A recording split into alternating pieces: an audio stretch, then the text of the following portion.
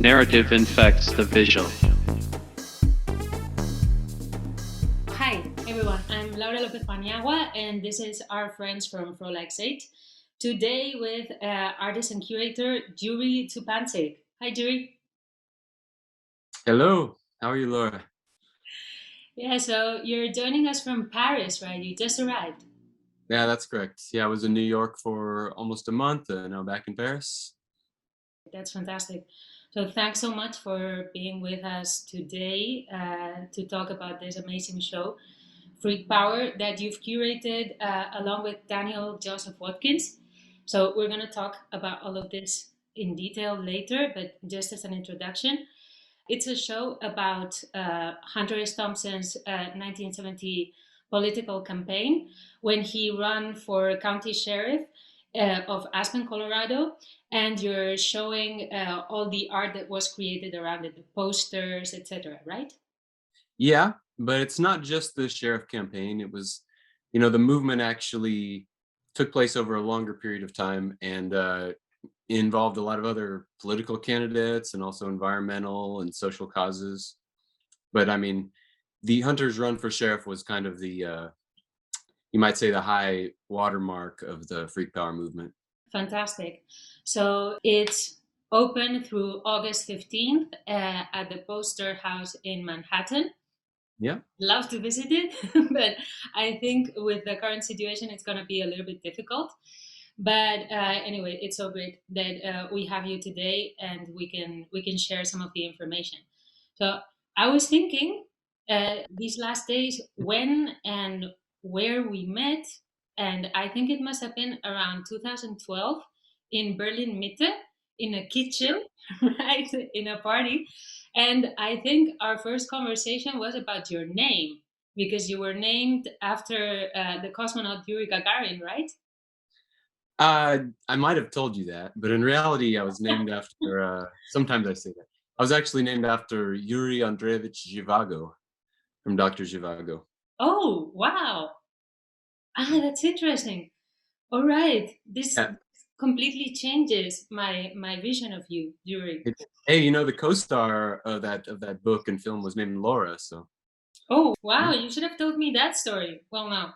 Actually, the astronaut story was better for me because I'm an astrophysics geek. You must have seen it in my face. Oh yeah, well, me too. So Fantastic. So correct me if I'm wrong with all of this, right? But I think you were working with the William Burroughs estate back yep. then, and Mhm. you were organizing exhibitions with his work as a visual artist because actually he's very, very well known as one of the most influential writers of the 20th century. But I don't think his visual work is as well known, is it? No, it's not, and that's been changing. Thanks in part, I may say, to some of the work we've been doing over the last 10, 15 years. But it's and something interesting about that show, which was the occasion for me to come to Germany in 2012.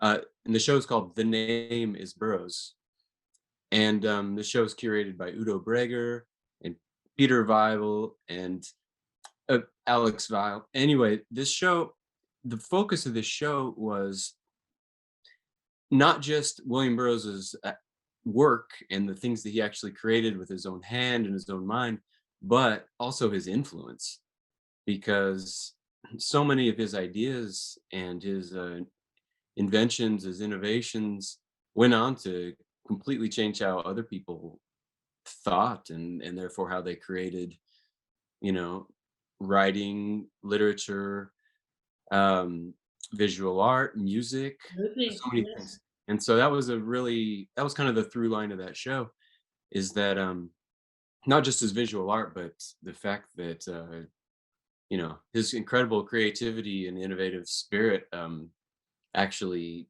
created waves of change in all kinds of ways of creating and thinking. Sure, and that was a really influential show. I remember it at the set time.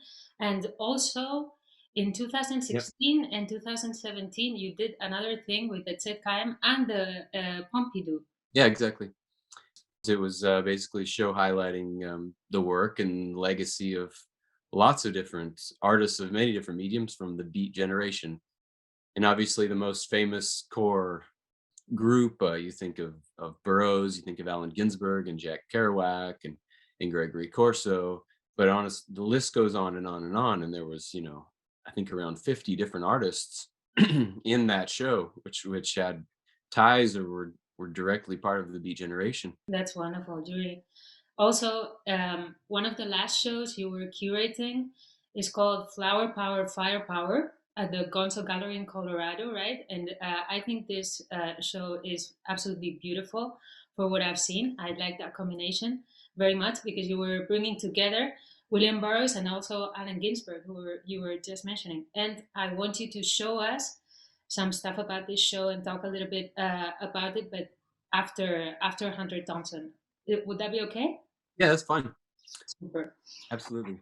You're also an artist, and you deal with post-internet life and what you call out of control technical evolution. This is great, Yuri. I have to tell you, I'm trying to bring a technology guru to the podcast. Okay, great. But anyway, Wow. I know you best for your microchip paintings, which you showed everywhere, among other places in Berlin with my friends John and Alex. I Yeah. still remember that show. That was sweet. Yeah. And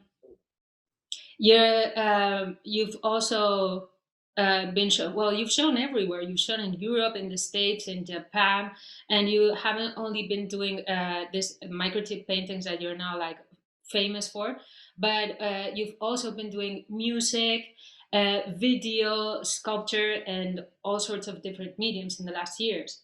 Yeah, I mean, I've always meandered, I can never, limit myself to one medium, but, but thankfully I've found a few mediums that I never gotten bored of and hopefully never will, which are kind of like making a through line and a continuing process like the microchip paintings, which I've made now for 16 years. Wow. But yeah, along with that, of course, doing some fun video stuff, and I love collaboration. So sometimes you got to step outside of your comfort zone and play with some other mediums in order to find ways to work best with other artists and curators.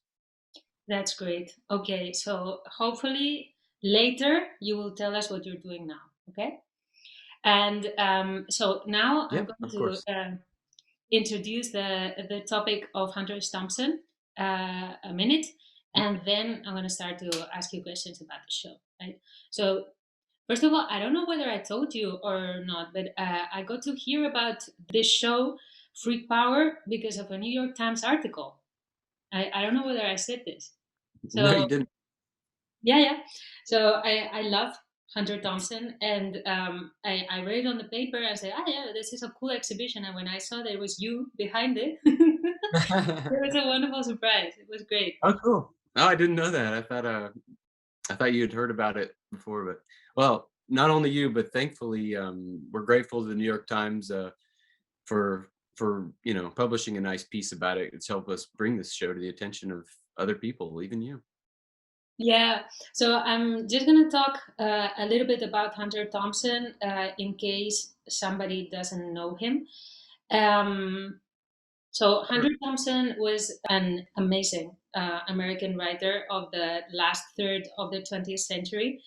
He started his career as a journalist in the military. This I found out recently. It's amazing. Air Force. In the Air Force, right? It's so amazing to think about it in the military when he was such a rebellious figure. Well, that's why he was honorably discharged from the military. They said, as talented as this airman is, he basically, I'm paraphrasing, but he doesn't like to play. Oh, he cannot be guided by policy. That's the quote. That's very precise. It really is. So he developed his own style of reporting called gonzo journalism, and what this means is that he didn't intend to be objective and neutral. But actually, the stories that he told started when he was inserted in the narrative, and this is what he did. For example, when he infiltrated the Hells Angels to write Hells Angels: The Strange and Terrible Saga of the Outlaw Motorcycle Gangs, which he published in 1967. And afterwards, the Hells Angels tried to kill him because they wanted a part of the money that he got from the book. There was, yeah, they accused him of taking advantage of them and taking advantage of their hospitality and profiting off of it. And I mean, it's debatable whether or not they actually tried to kill him, but they definitely beat him severely.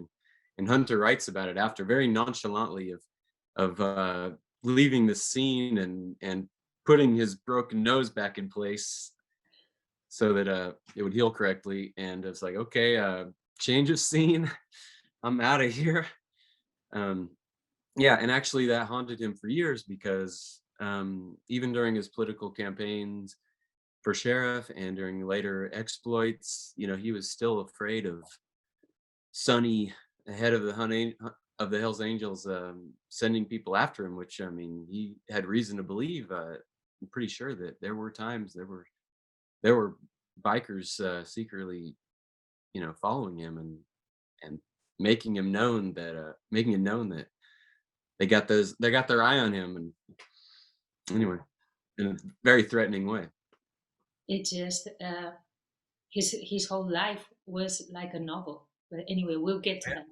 So another of the great examples of gonzo journalism is Fear and Loathing on the Campaign Trail in 1972, which is the time that he Yeah. was following the presidential campaign that finally Nixon won. Yeah.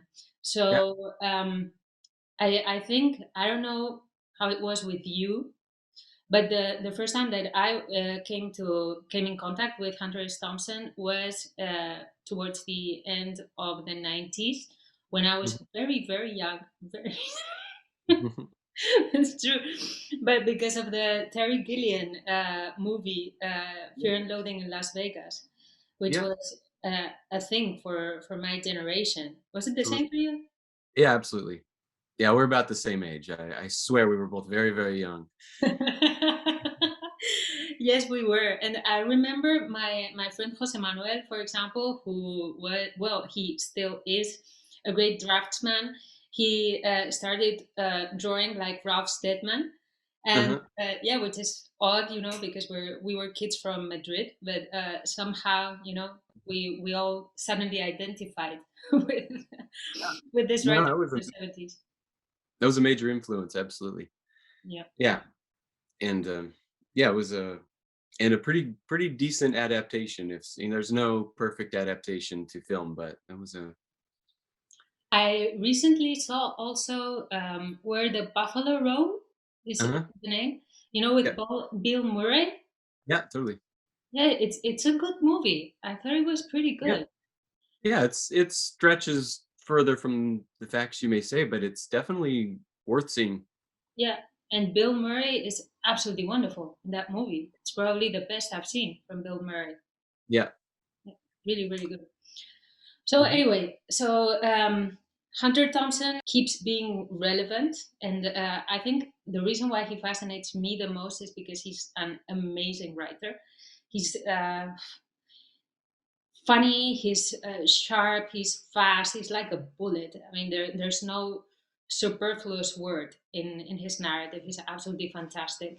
And I think, in a way, he was bringing together very, very extreme and different facets.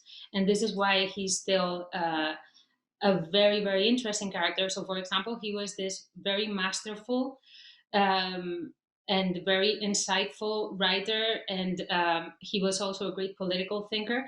But he was also an alcoholic, a public drug user, a bully many times, and by today's standards, probably an abuser as well. What do you think about this? Well, I don't I'm not an expert on his full biography, and I'm very careful to not ever make any assertions or put him on any kind of pedestal as a model human being by any means.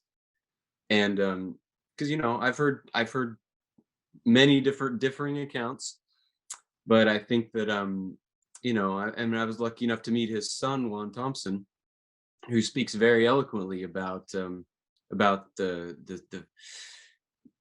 his Hunter Thompson as a father figure, and all the ways in which he was so wonderful and such an inspiration, and yet had so many faults as a person, and was also, you know as one would tell you, was a difficult person to grow up with. And so yeah, and I think that's clear, and I think everybody should already know that right now. But I mean, you know, just because you get some really valuable inspiration and some really great ideas from any one person, that does not mean they're a model human being.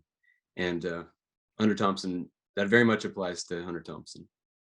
Yeah, no, that's a lovely way of putting it. And also, thanks so much for talking about his son with such a great respect.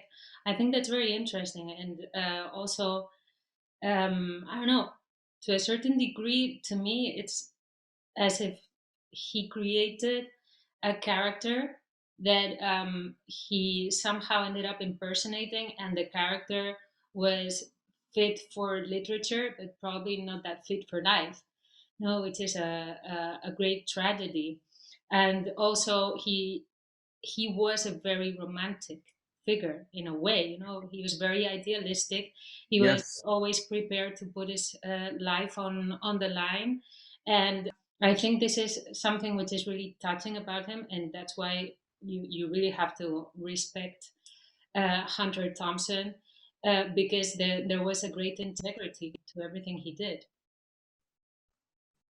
Yeah, absolutely. He was 100%, I mean, 150% committed to following his ideas to their fullest ends. And that wasn't always a healthy decision to make.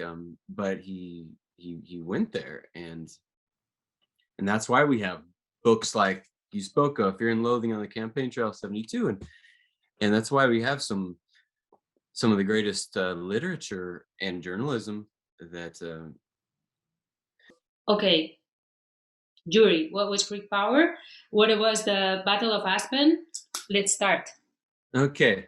Actually, Hunter Thompson called it the Freak Power Uprising. All In right. this Fear and Loathing on the Campaign Trail, he referred to it later, just 2 years later, as in the Freak Power Uprising, and talking about what they tried to accomplish. But basically, it began because Hunter had become very, very concerned about the state of the country and the state of the town of Aspen, and the government systems and policies in place. And he found other people nearby who felt exactly the same way and had similar concerns. And it always takes something, a straw to break the camel's back, or some kind of something to push you over the edge to really finally get involved. And for Hunter, that was going to the 1968 Democratic conventions in Chicago, and he got beat by the police because he was amongst some peaceful demonstrators, and he ended up getting clubbed in the stomach and pushed into a shop window. And he experienced firsthand some really violent oppression at the hands of the government of the state of Illinois. And he got back to Colorado, and he was on high alert for this kind of thing, and he sure enough saw evidence of similar kinds of oppression happening.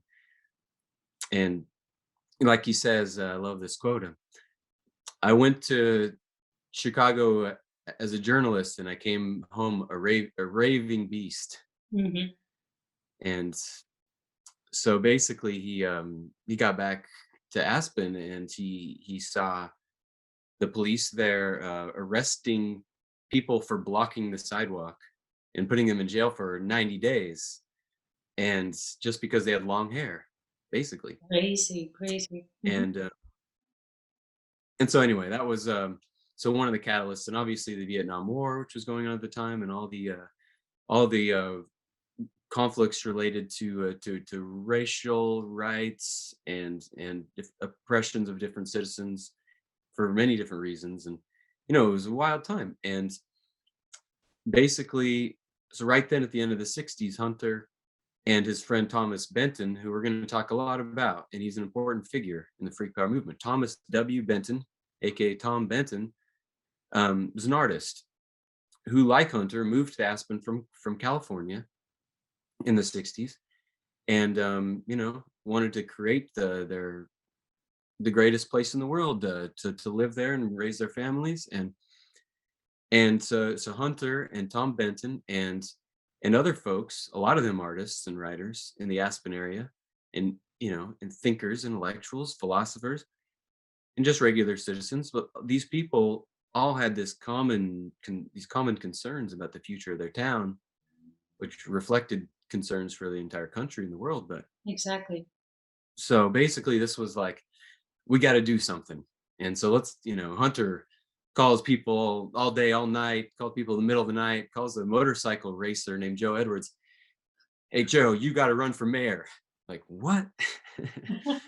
um, and he did, and he lost by 6 votes. So some random motorcycle racing lawyer almost won the race for the mayor of Aspen, and then Hunter's like, okay, well, this can't stop now. This has to keep going. Like, I'm going to run for sheriff, and we got a candidate for county commissioner, we got a candidate for coroner, and so basically the movement was set in place, and then it took its name in 1970 when Hunter did an article in Rolling Stone called "Freak Power in the Rockies," and basically, that, like I said, that was kind of a high point, really a big surge of engagement and action and activity and thinking and collaborating by all these folks in Aspen. And the momentum from that continues really all the way till today. But that was the moment. 68, 69, 70, 71, it was like full on. Great, great. I think that was a great summary. So now I'm going to ask you a little bit about this particular show. Okay, it's a show that you've curated with Daniel Joseph Watkins, who Mhm. has a wonderful book called Freak Power. Also, did this fantastic documentary that you're Yeah, showing at this exhibition as well, etc. You can tell me about all this. But yeah. he's also Great the book, the pitch. Yes. oh, wonderful, Very good book. great. Definitive volume. Anyway. Yeah, and it has a lot of images, right? It's full Oh of yeah. yeah. It's so full, and there's some really great you get a lot of these great posters, and oh, I love this. You can see some of the artists doing graffiti, painting Fat City on the airplanes. Yeah, um that's a good one. there's a lot of great stuff, but there's also some really nice reproductions of the wallpapers, and you've even got tentative organization plan for the sheriff's office. Fantastic. So you could see the Hunter and his cohorts were really in depth with their planning they wanted to restructure the government. Yeah, yeah, yeah. So it was not just artistic gibberish. They were really serious. They were really trying to do this. Absolutely. Yeah. And let me just say for a minute that they wanted to rename Aspen as Fat City because there Yeah. was a lot of real estate movement and a lot of rich people were coming into Aspen and dealing with real estate in this very capitalistic manner that they didn't appreciate. So they wanted to change the name for Fat City, trying Yeah. to make it less attractive, right? Absolutely. Because the name Aspen was too readily usable for this perfect idyllic, beautiful Aspen in the pristine Rocky Mountains with the best skiing snow and the best restaurants. No, I mean, they're like, no, change it to Fat City, and then you'll have to change all the other things to Fat City, like the Fat City Skiing Company, the Fat City Recreation Department, the Fat City Chamber of Commerce, and Anyway, it was Beautiful. Yeah. A utopia called Fat City. yeah. It, Really great. people are there for the right reasons, not just this image. So, Very true. So, okay, so Daniel Joseph Watkins is also a curator at Gonzo Gallery, which is a gallery in Colorado. And uh-huh. did you meet him there? And is it that there that you started thinking about this show? Well, actually, in the beginning, Daniel Joseph Watkins, aka DJ, and I both grew up in Kansas, Oh, and so wow. we had the good fortune. Yeah, we had the good fortune to have met in Lawrence, Kansas, 20 years ago. Um, well before we were doing what we're doing now, um, and but we, never didn't become that close when we were young. We went different ways, and then, about 8 years ago or so, we got back in touch because we just saw actually how parallel our interests and our ambitions had been, and just how much resonance there was between the stuff we were pursuing. And he invited me to come curate a show of William Burroughs art at his gallery in Aspen, and I think that was maybe 2013. Yeah. Right. So that's when we like reconnected, and that's really when our work together began. And I'm just a big fan of his work, and really wanted to support him. He's one of the people keeping Aspen gonzo,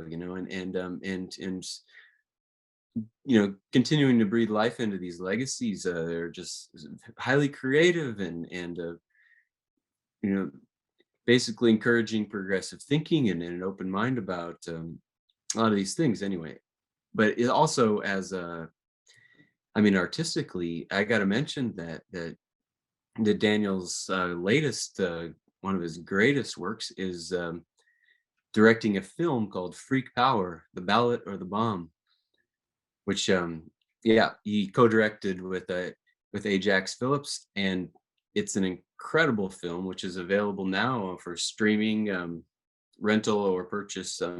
Freak Power: The Ballot or the Bomb documentary, which covers the sheriff campaign amazingly well, because Daniel is an expert of digging through basements and sheds and barns in the mountains of Colorado to find treasures. And he found rolls and rolls, reels and reels, excuse me, of film of Hunter on the campaign trail, and Hunter in political debates, and other people involved in the Freak Power movement in their prime, like in action in 1970. And this footage has never been seen before. And if nothing else, but for that, this film is worth seeing. But there's a lot of other really great additions and new footage that's been added as well. Anyway. Yeah, yeah. No, I have to say, I watched the documentary, and I found it absolutely great. I've seen a lot of documentaries of Hunter S. Thompson, and I think this is definitely one of the best ones because of all the original material. It's not so much this secondhand material of other people talking about him and so on. You really see the man in action, and also at Yeah. his prime, you see Yeah. how fast he was, how smart he was, that he was taking things completely seriously. I mean, bombastic and buffoonish as he was, right? Yeah, Uh, sure. yeah, yeah, with this personal style, with his shorts and uh, with his bald head and so on, but making political theater and so on. But I think it's a fantastic document. It also has a great rhythm. I think it's Yeah. really good.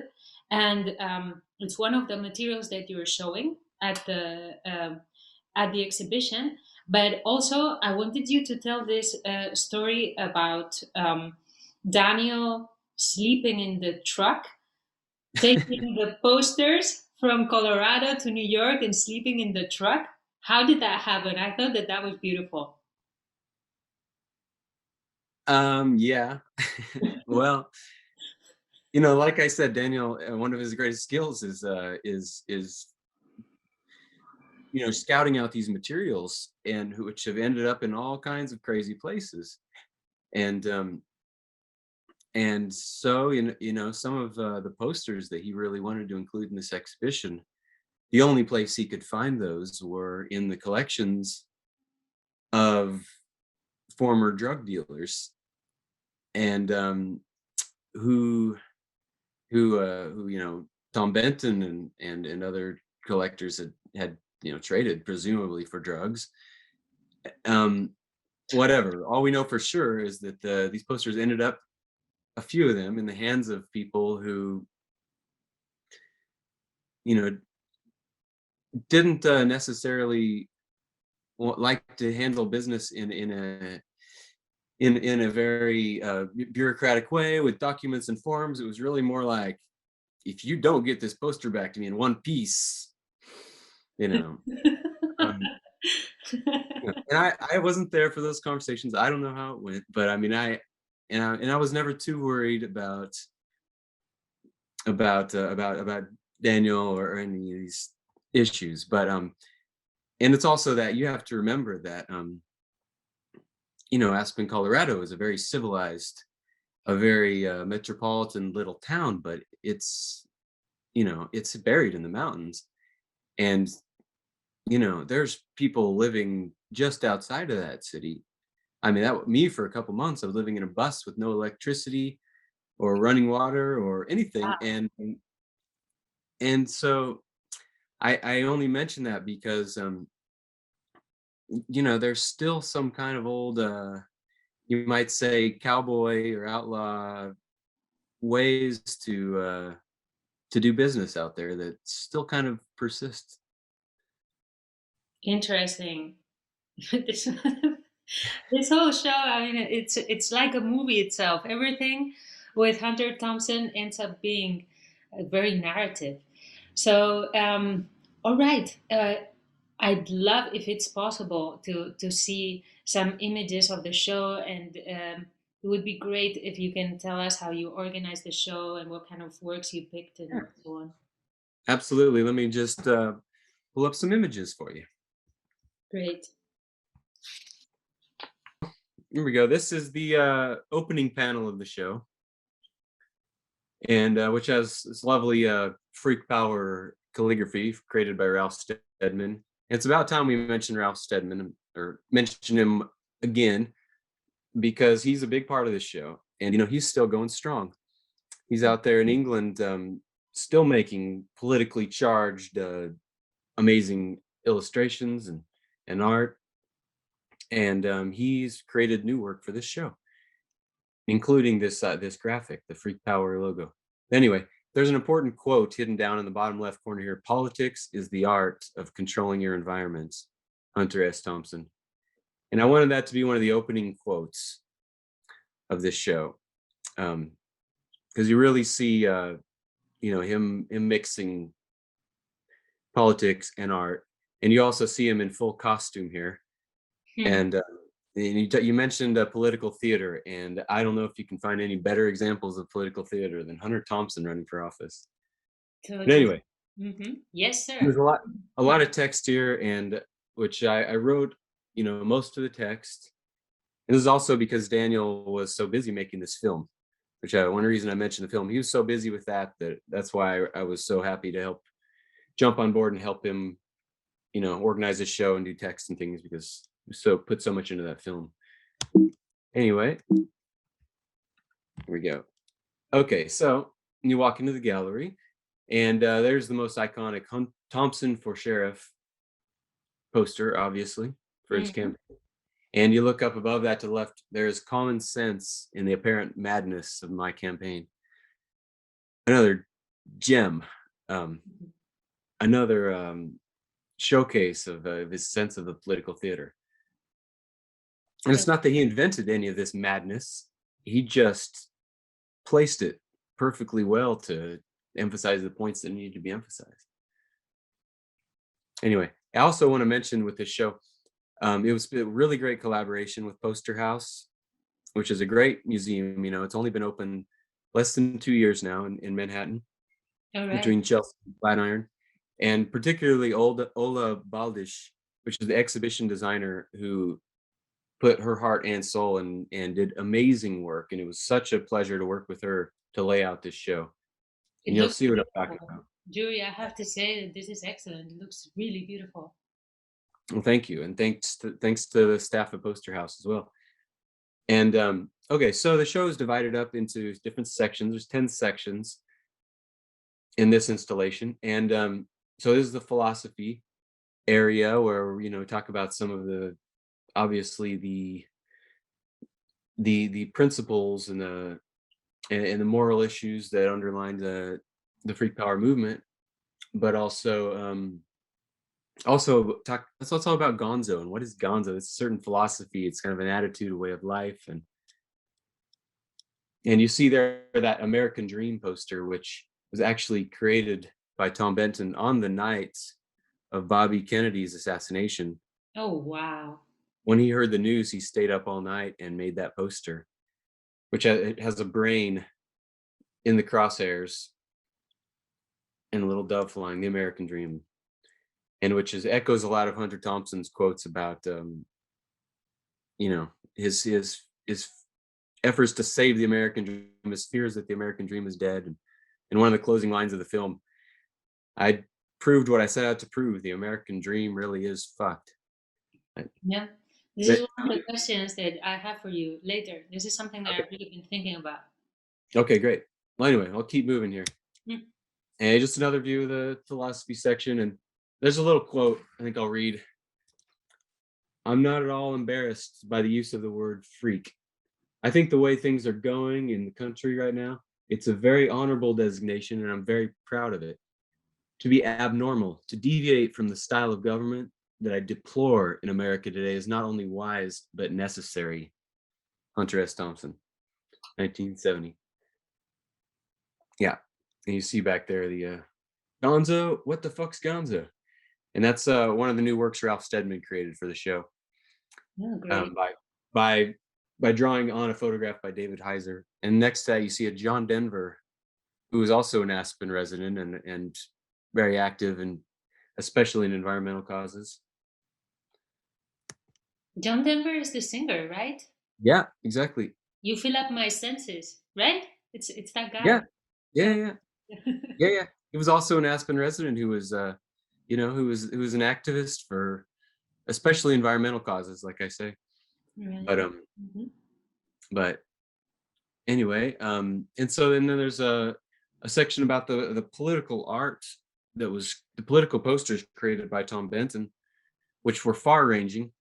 Obviously, like with Hunter's work, Nixon was one of his greatest nemesises and one of his greatest targets.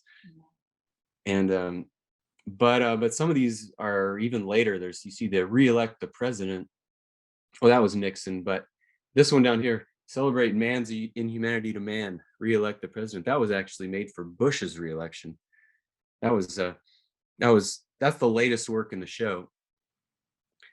And but most of these posters come from the late 60s and the early 70s, and there's a lot of references to other political art, references to Japanese art, and it's some really fantastic stuff, all expertly created. And he hand cut all of the lettering to make stencils for his screen printing, and really a master. Tom Benton, an incredible artist. Absolutely. And So powerful. Everything you can analyze the composition, the palette, just everything. It's fantastic. yeah, really is great. And so one of Hunter and Tom Benton's greatest collaborations, here's a picture of them together. And also great job by the exhibition designer Ola to put this newspaper article spilling into the space. But this is an article in the Aspen Times in 1970 announcing the publication of the Aspen wall posters, which was a collaboration from Hunter Thompson and Tom Benton. I mean, they created their own publication, which was a form of culture jamming, a form of if they couldn't trust the newspapers to publish what needed to be said, they would make their own news. But it was also very satirical, but that had a lot of very poignant political commentary and great art. And so to show you some more of that. So here's you can see on the right there, there's some of the Aspen wall posters, the fronts hanging up, and you can see some of the fat city with the sheep wandering into town and Mhm. the American dream. There you go. And and on the backside, it's all this text by Hunter Thompson, which is really powerful stuff. It's really powerful stuff. And I don't have time to read all that for you today. But a lot of that is reproduced in Daniel Joseph Watkins's books, Free Power, and also the book Thomas W. Benton, Artist Activist. And if you can't get to New York to see the show, we hope to bring it to wherever you are so you can see the stuff in person. Yeah, bring it to Europe, Yuri. Yeah, I would love to, and I invite all of you watching this to, if you got ideas, please reach out because now that the world is reopening from the pandemic, we're having conversations with a lot of institutions and not just the obvious targets. We really want to be democratic in the choices we make on where the show goes, and invite any inquiries from anyone about possibilities to bring this show to wherever you are. Yeah, that sounds great. So And I think it's a great moment to show this kind of stuff again. Yeah, yeah, sure. Because and I don't want to interrupt you because you're still explaining how the show is, but there are so many issues that he was tackling that are so present today. So yeah, anyway, we can talk about this later. But I think he's a wonderful reference, and it's a beautiful show. yeah, So absolutely. Yeah, and on that note, you bring up, without even knowing, my next slide here was the drug law reform, oh, which Thompson and Thomas Benton were big advocates for legalizing marijuana 50 years ago. And, Colorado eventually became the first state in the United States to legalize marijuana. And that could well have been related to these guys and their colleagues' efforts to speak intelligently and loudly about some of the wisdom in legalization. amazing. Um, but yeah, and for so many reasons, it's true that this. And Hunter also said with this show that it wasn't just for to change Aspen. He really wanted to set an example for other communities in the world, and now that applies extends all the way to today. Not just other communities in 1970 that should take political action and find creative ways to get engaged, to get involved and make changes, but today, 2021 and beyond. Absolutely. I mean, in many ways, he was advocating kind of Athenian democracy, so the oldest form Yeah, of democracy there is. So it's just the rule of the yeah, people, the demos. No, so he really wanted people to have a say and to feel represented, and that's been the problem since the beginning, and it still is. yep, exactly. It's still a struggle to fine tune our ideas of democracy and put it into action. And it's really interesting, if we wanted to go into more in depth about some of Hunter's proposals for an ombudsman, which is basically a representative of the people directly in the government. And you know, anyway, a lot of really fascinating ideas. And here's we're in the section about gentrification, which is obviously a huge issue in Aspen. I mean, Aspenization is now a term for things getting Hmm. priced out. Um, so obviously that was a huge issue, and you see some of the Fat City USA. And sorry, this photo is a little blurry, but there's a great quote. I didn't come here for brighter lights and better hot dogs. And, anyway, the environment, and actually it's something people don't really know about Hunter, but a big part of his policy was based on environmental protections, and all the other people involved with the free power movement were very, very concerned about some of the crazy things happening to their beautiful Rocky Mountain area. Mhm. And so there's a really great section in the show about some of these, and you can see this quote: "The greatest of all crimes are the crimes against our natural earth and all it supports." Hunter Thompson. So anyway, and some more great posters by Tom Benton. And the peace section, which obviously the Vietnam War was in full effect. Starting in '68, Tom Benton, particularly, and along with many other concerned Aspen citizens that you can see here, he was making these posters and distributing and having these big peace marches, and mostly because they were appalled by what was happening in Vietnam. Hmm. And there's we got some of those original posters in the show that you can see there, and some of them are pretty dramatic. He's got the American flag up on the top right, with the stars changing into swastikas, and it says the Fourth Reich.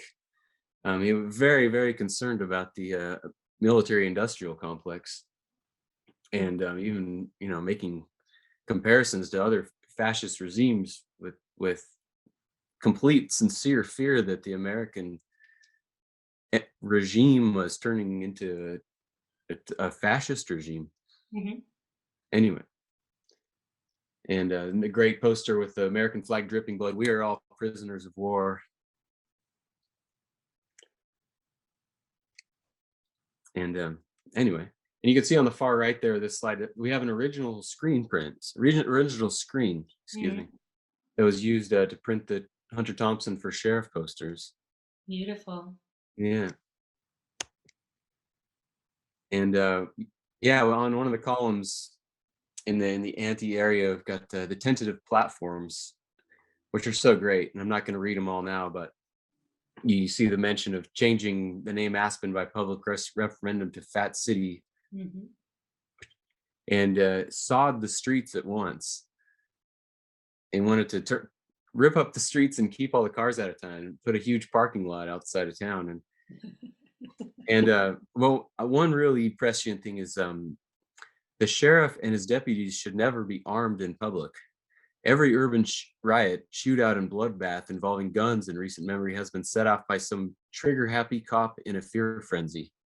Yeah. He wrote in his Fantastic. platform for sheriff. Yeah.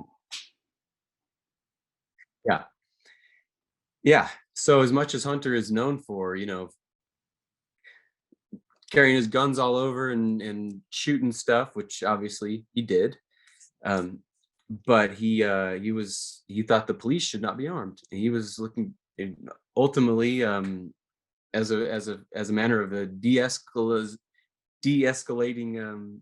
confrontations, and he was completely sure that unarmed police would create a safer community. Anyway, and so there's a whole section with Ralph Steadman's, as you can see interspersed through the show, there's Ralph Steadman's illustrations on these photos, but there's a whole section of them as well, and you can see some great examples here. Time I found another artist, some great Steadman additions to this great David Heiser photo. And here's a great photo. We're talking about political theater. Deep down, I'm a long hair. This is Hunter getting his head shaved, which he kept his head shaved for for years, but he started doing that during some of these freak power political campaigns, and he said that he shaved his head so that he could refer to the incumbent sheriff, the other candidate, as my long-haired opponent. So his very conservative opponent with medium length hair became the long hair, and which obviously is a reaction to that former sheriff arresting people who are having long hair and all the oppression that was happening against the hippies and anyone who looked a little different. So freaks in Fat City. Anyway, some great stuff there. And then in the election results, which I don't have a photo of here, but there's you can see all the results, and basically Hunter and all the other freak power folks, they all lost by narrow margins. They lost that other elections in 1969 and 1970. There's a great illustration on photograph, Ralph Steadman, David Heiser, of the election night results. in the Hotel Jerome, which is still standing. It's a beautiful historic hotel, but that's where they were all gathered, and that was the campaign headquarters. So they lost, but a few years later, that sheriff who won, the incumbent, Sheriff Whitmire, got busted stealing money from the city Oh, and wow. got chased. Yeah, he got chased out of town. So Hunter was not the outlaw at all. People tried to call him the outlaw trying to rip us off. Actually, the very conservative candidate, the incumbent Sheriff Whitmire, later got busted taking money out of the tills, He and was a crook. he was a crook. He Yes. was, and Nixon was a crook, and this guy was a crook as well. exactly, exactly, and yeah, and so as a result, they had an election, and the next sheriff to be elected was a guy named Dick Keenest. So you can see here's the before. Here's Sheriff Whitmire and his posse showing off their new guns, and then you got Dick Dove and his deputies of love. I mean, Dick Keenest and his deputies, who were referred to as Dick Dove and his deputies of love, because they practiced compassionate law enforcement. And Keenest described himself as a philosopher sheriff. He actually had a philosophy degree from an Ivy League school and was a practicing philosopher. So even though Hunter didn't win sheriff, in his wake, you had Dick Dove and his deputies of love come in and change the whole police force. And after that, a guy named Bob Broaddus became sheriff, who was sheriff for 24 years. And he actually worked on Hunter's campaign. And Bob Broaddus is still a big part of the community in Aspen. He's a great guy. And he also helped write this book, The Freak Power, with Daniel Joseph Watkins. And so Bob Broaddus, very inspired by a lot of the original Freak Power activities in 68, 69, 70, ended up becoming sheriff. So even though the original Freak Power campaigns lost, in the end, a lot of their policies and a lot of their changes, particularly in police reform, actually came to fruition. Yeah, he planted the seed, right? Yeah, exactly. And he got so many people.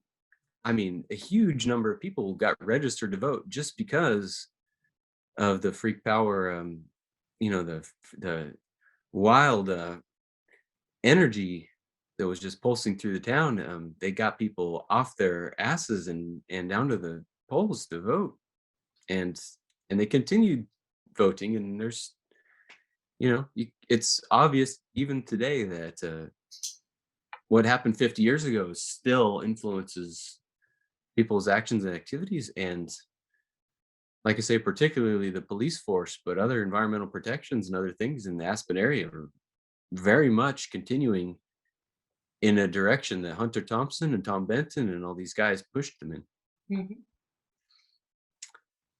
Mhm. So anyway, the last section of the show is, as you mentioned, where you can watch the documentary. You can watch an excerpt of the documentary, and and then this big wall print of Hunter in the campaign headquarters for the final election results. So one more little note about Ralph Steadman, because he was actually in England this whole time, but he was mailing posters. He was mailing art, and these are great. I mean, vote primeval slime. I know it's really hard to see them. Yeah, and take another look at your sheriff and vote before he shoots. But I love the vote primeval slime. I wish we had better images of it. And I'm also really glad that this show sheds some light on Oscar Zeta Acosta, who from Fear and Loathing in Las Vegas as Dr. Gonzo. He was Hunter's sidekick. But Oscar Zeta Acosta was actually quite an important figure, and he inspired Hunter a lot. I mean, Oscar got into politics even before Hunter. Oscar ran for sheriff of Los Angeles County, got over 100,000 votes, and he was he's very much an advocate, especially for rights of Latino, Latina, Chicano, Chicana, Hmm. in of people in Los Angeles area, and actually was also a creative writer as well. And so he had a lot in common with Hunter, and they both pushed each other and inspired each other in a lot of ways. Yeah, also another very romantic figure. Yeah, absolutely. And so yeah, I'm just gonna flip through a few of the posters here. Feel free to pipe in if you got any thoughts. I don't know. I'm just, I'm amazed. I'm just looking at them and listening to you. I feel like I'm watching a movie. Well, Wonderful. good, Yeah. good.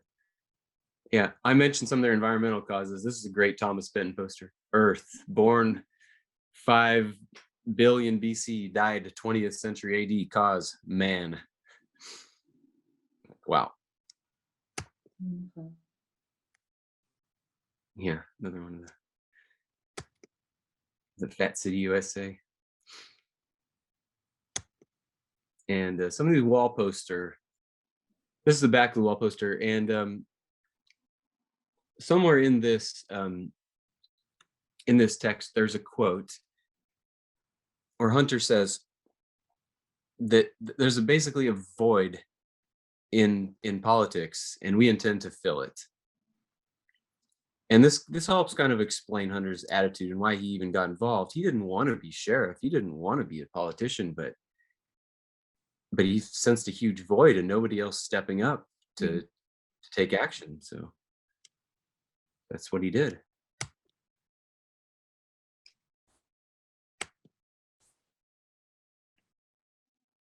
There's him debating. There's another one, got Oscar in the background.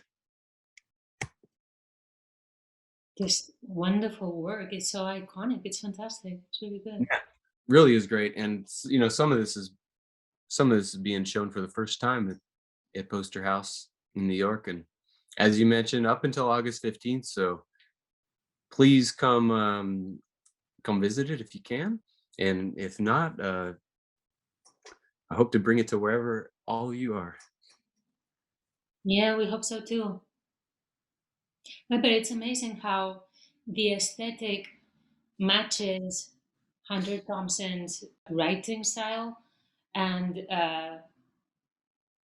yeah, and his discourse so well. It's like the perfect representation of Hunter Thompson. I think it's amazing. Well, they were well, this work, it was forged together.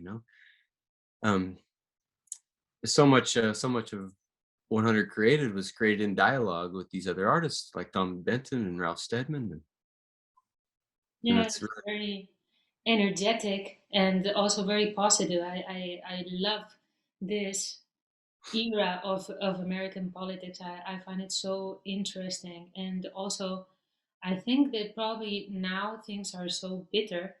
That's something that I wanted to ask you about because, as we were saying before, there are so many of the issues that he was talking about, that he was tackling, that are so pertinent today, like from, as you were saying, the legislation or regulation of drugs, the regulation yeah. of the real estate market, his environmental concerns, his concerns about police brutality that you also mentioned before. All these things are 100% 2020, 2021. Yeah, so many different forms of persecution, and anyway, as you mentioned, there's the list goes on, and that's what's great about Hunter's writing too, is that it's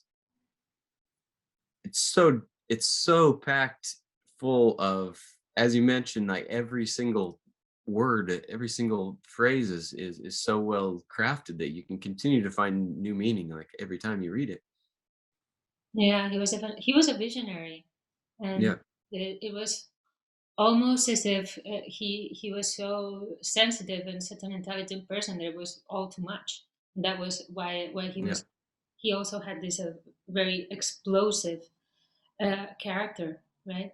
But I find a great difference towards the climate in politics from then to now, because as I said before, I find that these are very convulsed times in American politics, in the whole world actually. But if we talk about American politics, definitely.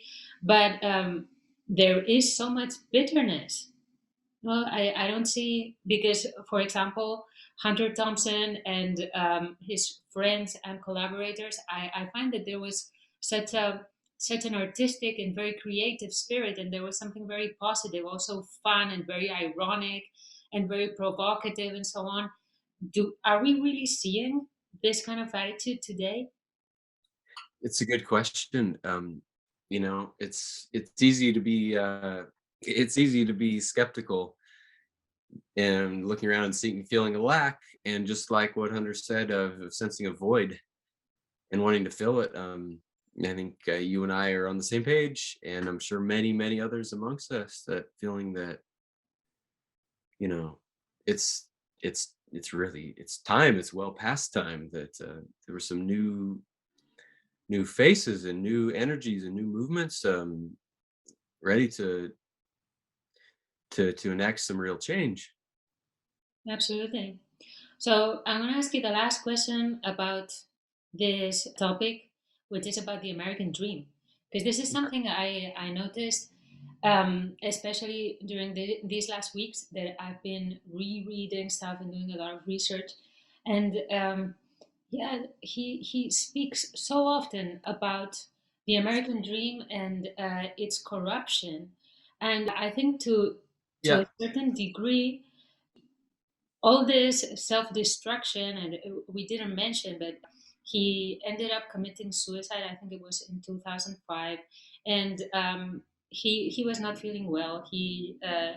His body really couldn't take all that alcohol and drug consuming, like nobody can take that, no, for so many decades. And so I think in a way he came to embody the illness of his society. That's in a way how I see it. And sure. of course, his critique of the American dream then was referred to the Nixon the Nixon era, right? So Nixon was this figure that represented this very righteous facade that was concealing a very ruthless fight for power, dirty tricks, all this immoralism, right?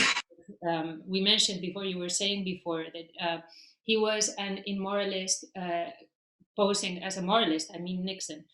And Yeah, but there was this great facade.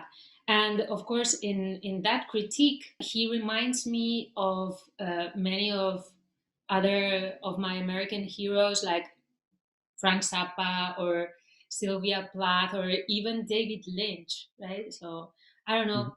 I'd like to know what you think about what the American dream is, or what he's really referring to, because probably you know more than me. And what is the American dream today, and who is, because in a certain way I think that these artists, for example the artists I just mentioned, get very provocative and get very extreme to safeguard that idea or that ideal, right? And I don't know who's doing that today, and if artists are doing that today. So those are a bunch of questions for you. Yeah, no, but I it's pretty clear what direction you want to go with that discussion. And it's so true that that was such a big part of Hunter's concern. It's just, even just this book that I've been reading lately is Gonzo Papers Volume 2, is you see more notes on the death of the American dream. Hmm. And obviously he was preoccupied with this idea of the death of the American dream, and but he never stopped talking about it, which meant also that he never stopped fighting for it. And he obviously, if he really believed that it was totally dead without any chance of resuscitation, he would have stopped caring, I think. But what does that even mean? And it's, I mean, the American dream can mean different things to different people. I think the classic idea of the American dream is this land of opportunity. I think it's this idea that, which many people still subscribe to, this idea that in America you can do anything you want. You can come from nowhere and rise to the top. And this social mobility, I think a huge part of the American dream is related to, economic and social mobility, meaning the ability to change your situation and improve your situation drastically. And I do think that exists, but it's definitely the exception to the rule. Um, I mean, I know people personally that were lucky enough to, and hardworking enough to start from nothing and become very, very successful in their careers, or whatever else they were trying to be successful in. Absolutely. But um but honestly, a huge percentage of Americans are just oppressed by the horrible lack of social safety net in the country. I mean, I don't even know the statistic, but there's got to be a third of Americans who can't afford to go to the doctor, right? Wow. Yeah, I mean, I didn't go to the doctor personally for almost a decade, because I couldn't afford health insurance. I was denied health insurance from pre-existing condition, and fortunately, my sister became a doctor, so I could go visit her. Thank you, Amity. But other than that, there's just so many people completely left out of the system and of college. I couldn't go to university because I didn't have enough money, and I wasn't quite poor enough or from a poor enough family to get the financial aid. But my family or myself could definitely not afford it. Just a long story short, education and healthcare are two of the biggest issues in America that leave people absolutely, at a disadvantage, at a huge disadvantage. And and for me, those are two obstacles that the country has to overcome immediately to revive any idea of American dream. And we'll see. There's some talk of these. I mean, fortunately, we did have people like Bernie Sanders, who got the message across pretty loud and clear to a lot of Americans about how vital these kind of reforms were to you know paving a better future for our country. But in the end, where are we? It's just those too little, too late, little steps. And culturally speaking, I think that there are still incredible and visionary thinkers and artists and inventors and also entrepreneurs. And I still think that you could never call the American dream dead. There's always going to be sparks of life, and there's always going to be some great innovations. Um, but there's also, as Hunter was all too aware of 50 years ago, and making it all too clear in songs of the doomed, of like that we are really fucked if we don't address some of these big issues. And also in a lot of these issues are centered around what happens in our government. Absolutely. And for all you Europeans, who may not realize, but the American government is basically pay to play. There's no limit on political contributions, pure and simple. Mm. If you pay enough money, you can tell the government what to do. And we're talking about the United States of America here. This is not some third world country. This is first world freaking disaster. Yeah. And No, no, you're completely right. And this is something that we didn't talk about, but it's also implicit in all of Hunter S. Thompson's political program, which is he's going against the perpetuation of power, no, and how these elites just are doing whatever they have to do. Not the whole system; it's a structural problem. the whole system is structured so that there is a permanent perpetuation of the same. But Exactly. anyway, because I want to ask you a couple of questions about other things. I think this was fantastic. But before we leave, okay, can we talk a minute about flower power, firepower?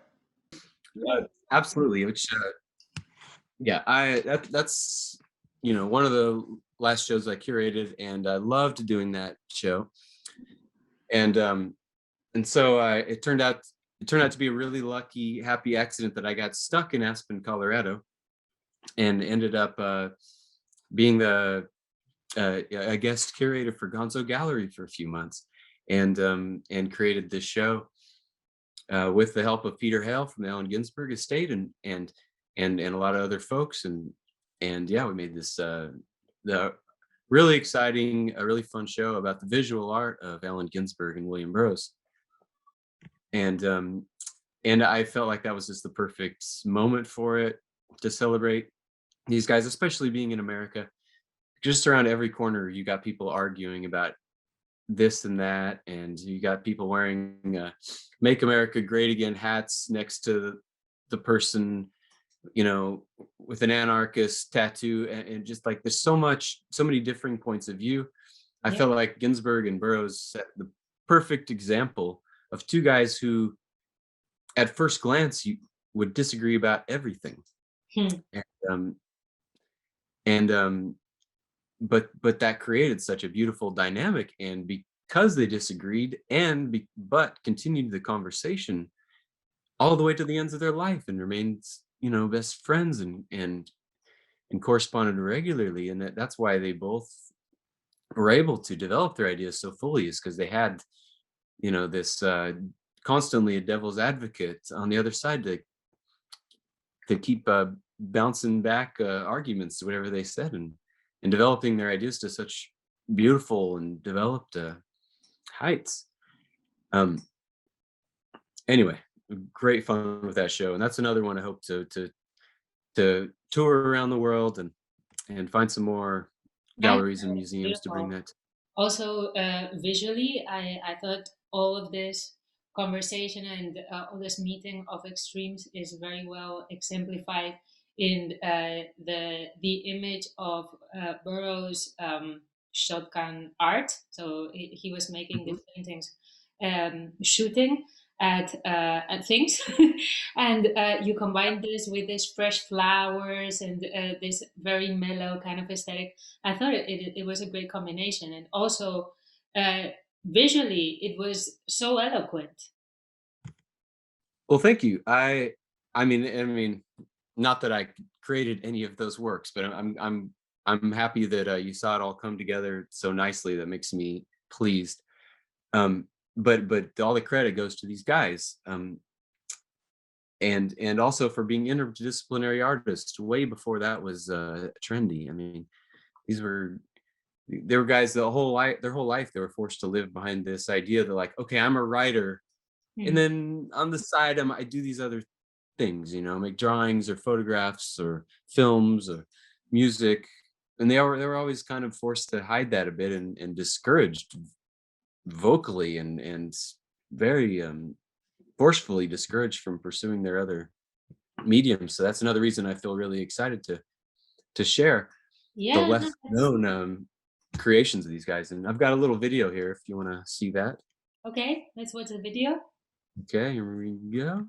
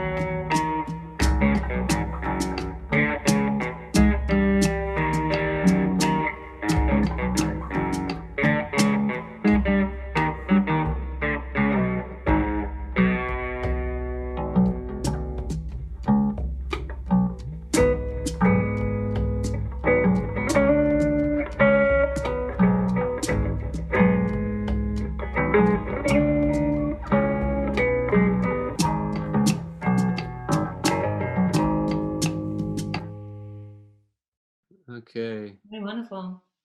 Well, and I love the drawings. I really love drawings. So Cool. yeah, but before we go, just one more question, okay? Yeah. I promise to let you go now, but I think also it's very interesting what you were saying right now about having to hide a little bit that they were writers as well as visual artists, because I think for some reason I don't know why there is this prejudice against artists who can do more than one thing. No, when you're a visual artist, you basically can't do anything else. You're kind of regarded as a dilettante with anything else that you do, and I think that probably that might have been another issue that you have encountered after all these years as a visual artist and a curator. Oh yeah, absolutely. Absolutely. Yeah, and it's so true. Unfortunately, it's become a bit easier. Unfortunately, I encountered the work of Burroughs and Geisen, particularly at a young age, which inspired me not to let go of these other kind of tangents that I was going on. And I began my work curating as an accessory to my own visual art. In the end, I fell in love with so many aspects of curating and as well as organization of exhibitions, and I just found that that's a whole other art form that I love. But but I never let go of my own desire and feel somewhat maybe even responsibility to try to create new images and speak about what's happening right now in our present times. And so yeah, I'd be happy to show you a couple glimpses of that Yeah. too. Show me something that you're working on right now. Okay, I'll show you some recent stuff here. Okay, so this is the Civil War 2.0, Ah, yeah, I've seen this. Yeah. which so there you go. There's a zoomed in version. That's you know, oil painting on a microchip, which is probably my specialty. You'd probably want to say very tiny oil paintings on microchips. And this is the Civil War, obviously, on a circuit board, which is a commentary about what I experienced, internet chat rooms, comment sections, social media, etc. I felt like the Civil War was still very much in effect in America. Hmm. And anyway, could go on and on about that, but I'm gonna keep going with some stuff. And here's some protests paintings on microchips, also related to the kind of things I've seen the last few years of people who they may not be in the streets marching as much, especially during times of COVID, but they're all over the internet and storming the circuits. And so I actually created these paintings. I did a call out on social media for people to create signs, and then I actually added these individuals with their signs into these microchip paintings to create these kind of virtual protests. Hmm. So anyway, a galaxy. I love playing with scale. Hey, Galaxy. There you go. Yeah. A space fan, right? Yeah. And human hearts. It's a lot about transhumanism and the fact that we're all, humans are evolving in different ways and becoming increasingly dependent and intertwined with our technology. I mean, I'm using a lot of old classic kind of symbolism too, the hourglass, which can mean a lot of things, but hourglass is also being used as a symbol by Extinction Rebellion right now. But time left for saving our natural environments and the Earth's ecosystem, but the iceberg similarly. Hmm. This And happened and also. just a lot, I won't even say too much. I definitely try to find, images and things that are pretty poetic. I strive for poetic efficiency, something that could say a lot in a small gesture, and literally small too. These are like 1 square centimeter, a lot of them. And there's a jellyfish, which are actually one of the only species that will thrive in global warming. And what we see happening in the seas of Japan right now is that there's more and more and more jellyfish and less and less and less everything else.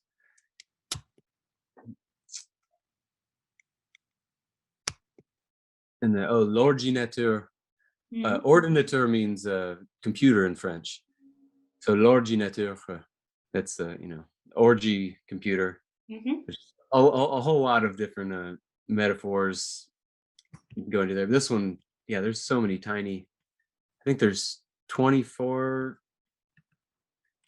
microchips painted on this. Crazy.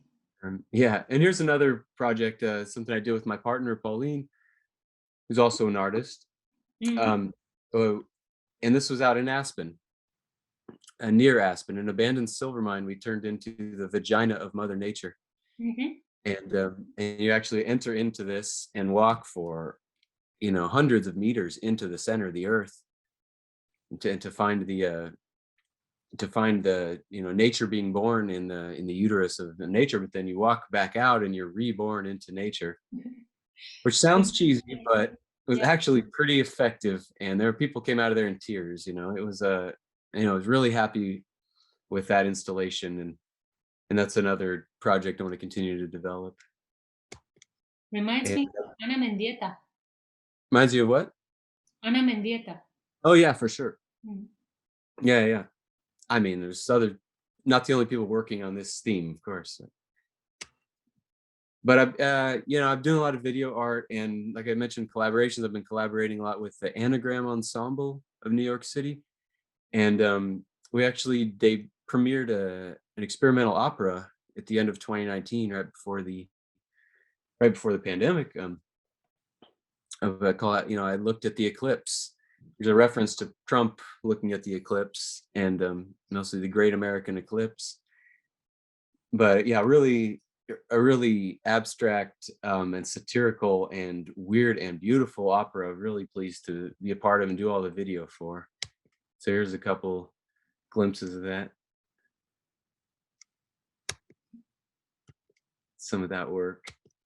And there's some of my other video work is just some stills from the a video where I animated 4 years of screenshots into my pupil.